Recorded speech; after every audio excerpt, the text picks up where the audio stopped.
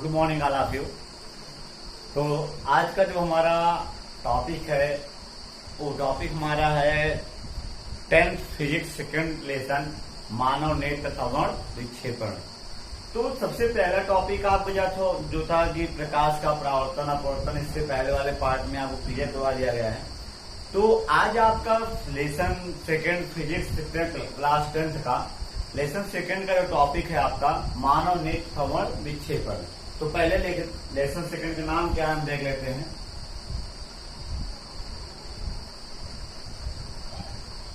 Lesson आपका second है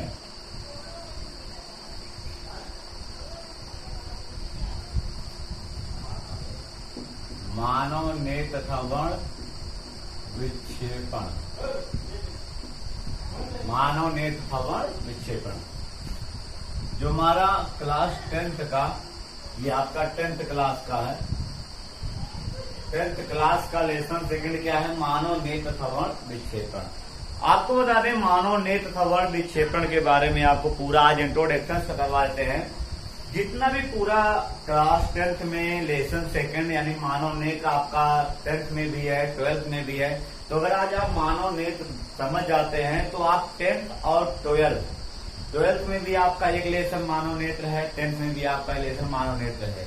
तो अगर आज आप समझते हैं तो समझ लीजिए आपका 10th में भी ये काम आएगा और आपके 12th में भी ये काम आएगा, और 12th में आपको ज्यादा मेहनत करने की जरूरत नहीं पड़ेगी।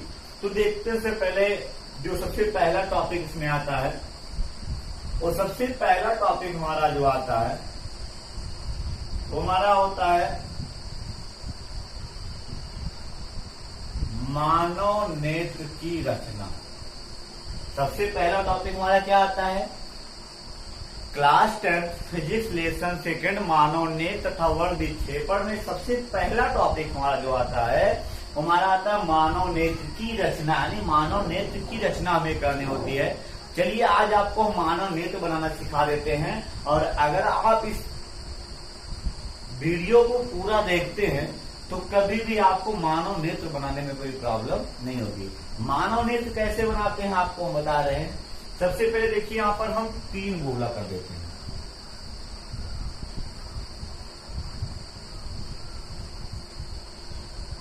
आप बनाएंगे तो आप पेंसिल से ही बनाएंगे।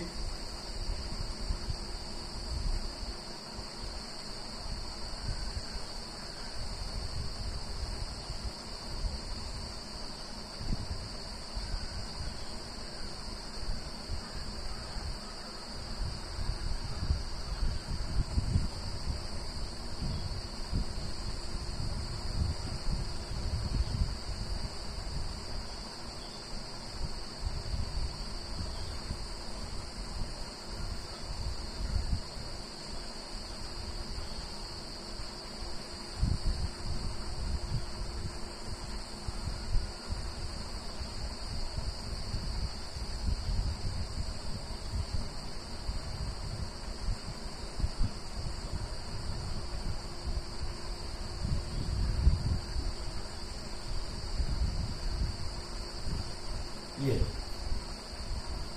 यहाँ पर पहले 3 गोला हम कर लेते हैं, फिर उसके बाद रबर से क्या करते हैं, हम यहाँ पर रफ कर देते हैं। देखिए इस प्रकार से यहाँ रफ कर दिए हम, और इसमें एकदम फिगर के सामने यहाँ पर रफ कर देते हैं।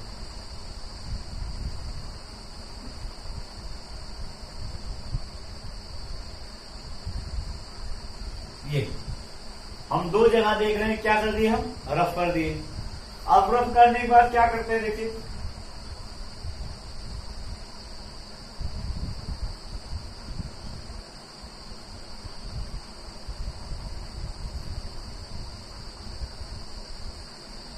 और इसको हम इस प्रकार से, ये हमारा बंद हो जाता है। यहां इसको बना लेंगे ना, ये दोनों नीचे आ गए, इसको इस प्रकार से बंद कर दिए। इसे क्या कहते हैं? इसे हम कहते हैं प्रकाश सिरा। एक बार देख लें, दिखाई दे रहा नहीं दिखाई दे रहा है? दिखाई दे रहा है आपको? तो इसे हम क्या कहते हैं? प्रकाश सिरा। प्रकाश सिरा। उसके बाद चलते हैं आगे। यहां पर देखिए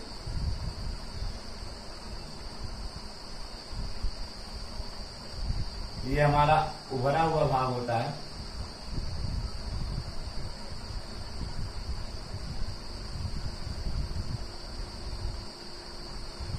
ये, और इसको हम इस प्रकार से लाते हैं, इसे बोलते हैं आपका ये आइरिस होता है।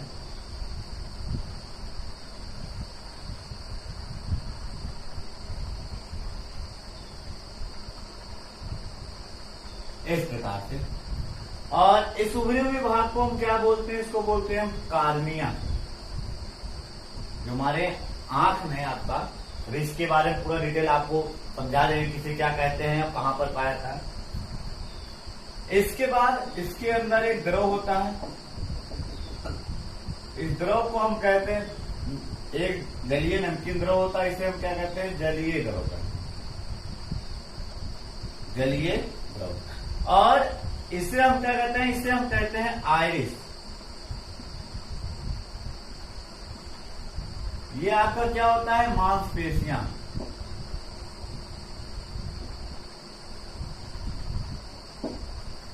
उसके बाद इस आइरिस के बीच में जो स्पेस होता है, इसे हम क्या बोलते हैं, पुतली या नेत्र तारा।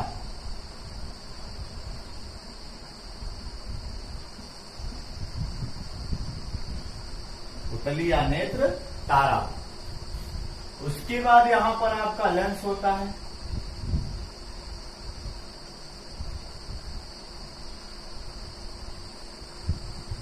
ये आपका क्या होता है, इसे बोलते हैं हम लेंस।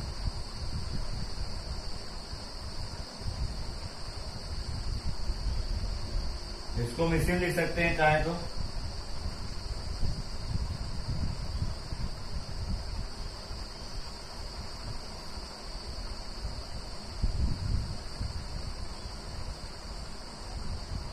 ये हमारा क्या है, लेंस। लेंस के बाद यहां अंदर जो आपका पारदर्शी द्रव होता है, इसे हम कहते हैं कांच द्रव। इसे हम क्या कहते हैं, कांच द्रव। सबसे बाहरी वाले परत को हम क्या कहते हैं, दृढ़ पटल कहते हैं। उसके बाद जो होता है, इसे हम क्या कहते हैं, कोराइड कहते हैं। कोराइड या इसी को रक्तक पटल भी कहते हैं। और जो सबसे भीतरी झिल्ली होती है, इसे हम कहते हैं रेटिना। और मानव नेत्र के ठीक सामने रेटिना पर एक पीला बिंदु होता है, जिसे हम क्या कहते हैं, इसे हम कहते हैं पीत बिंदु। और यहां पर एक बिंदु होता है, इसे हम क्या कहते हैं, अंध बिंदु। तो मानव नेत्र की रचना तो हो गई। सबसे पहले 3 गोला ने 3 झिल्ली हम बनाते हैं। 2 स्थान पे आप रफ कर देंगे, सामने और थोड़ा उससे तिरछा।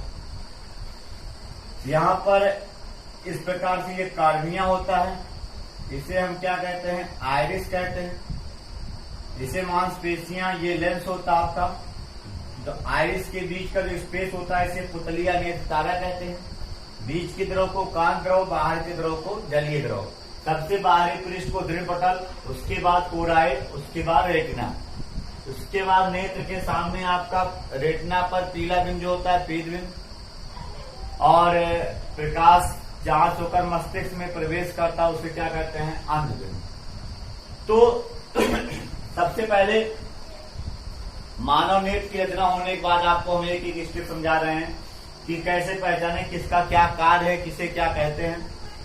तो हमारे सबसे पहले हम आते हैं, सबसे बाहरी पटल क्या आपका दृढ़ पटल है। दृढ़ पटल क्या होता है, हमारे नेत्र में ये मतलब हमारे नेत्र का सबसे बाहरी भाग होता है, वो श्वेत, अपारदर्शी और कठोर होता है। आपके नेत्र में देखिए, जो काले बिंदु को छोड़कर बाकी सब भाग देखिए क्या होता है, आपका सफेद होता है। अगर हम देखते हैं हमारे आंख में, देखिए तो हमारे आंख में काला भाग छोड़कर बाकी भाग हमारा क्या है, सफेद है। और ये सफेद भाग जो होता है, ये अपारदर्शी होता है, था इसमें से होकर प्रकाश अंदर नहीं जा पाता है। और ये कठोर होता है, जैसे हमारी आंखों में अगर कोई चीज अभी पड़ जाता है, कंकड़ या कोई धूल के कण पड़ जाते हैं, तो यहीं पर रुक जाते हैं, इससे आगे नहीं जा पाते हैं। तो कहने का मतलब क्या है कि मानव नेत्र का सबसे बाहरी भाग श्वेत, अपारदर्शी और कठोर होता है, जिसे हम क्या कहते हैं, दृढ़ पटल कहते हैं। मानव नेत्र की रचना करने के बाद एक एक हेडिंग डाल के हमें लिखना है। आप मानव नेत्र की सबसे पहले आप लेसन लिखिएगा, उसके बाद पहली हेडिंग क्या आएगी, मानव नेत्र की रचना, आप फिगर बना लीजिएगा। उसके बाद हम एक एक हेडिंग समझाते चल रहे हैं, आप वीडियो को रोक रोक करके एक एक हेडिंग की परिभाषा लिखते जाइएगा स्टेप बाय स्टेप। सबसे पहले हेडिंग क्या आएगी, रचना के बाद दृढ़ पटल। दृढ़ पटल डिफिनेशन आप सुन लीजिए। मानव नेत्र का सबसे बाहरी भाग श्वेत, सफेद, अपारदर्शी और कठोर होता है, जिसे दृढ़ पटल कहते हैं। जिसे हम क्या कहते हैं, दृढ़ पटल कहते हैं।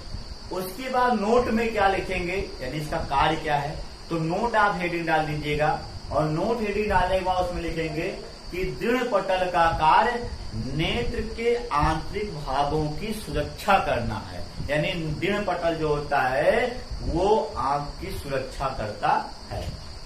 उसके बाद दूसरा हमारा क्या आएगा, दृढ़ पटल के बाद हम बता दें आपको कोराइड। तो दृढ़ पटल के नीचे एक काली पतली झिल्ली होती है। परिभाषा सुनिए आप कोराइड की।